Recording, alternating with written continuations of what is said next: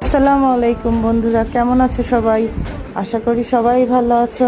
আলহামদুলিল্লাহ, আমরাও ভালো আছি।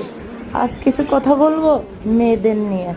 মেয়েরা মায়ের জাতি, মেয়েরা সম্মানের জিনিস। যে সংসারে প্রথম সন্তান মেয়ে হয়, সে সংসারে আল্লাহ নিজ হাতে বরকত দান করে। সবাই বলি আলহামদুলিল্লাহ। যাই হোক বন্ধুরা, একজন সম্মানী মায়ের সন্তানই অন্য একজন নারীকে সম্মান দিতে জানে। এটাই হলো সমাজ ব্যবস্থা। আর যদি যে মায়ের নিজের সম্মান নাই, সে মায়ের সন্তান কখনো অন্য নারীকে সম্মান দিতে পারে না। যাই হোক বন্ধুরা, আমরা মেয়েদেরকে সম্মান করব। মেয়েরা অনেক কোমল, স্নিগ্ধ হয়ে থাকে। তাদেরকে সম্মান দিলে তারাও সম্মান দিতে জানবে। সেজন্য মেয়েদেরকে অলওয়েজ সম্মান করব, তাদের সাথে ভালো ব্যবহার করব। মেয়ে বলতে শুধু নিজের মেয়ে বা বোনই নয়, মেয়ে বলতে স্ত্রী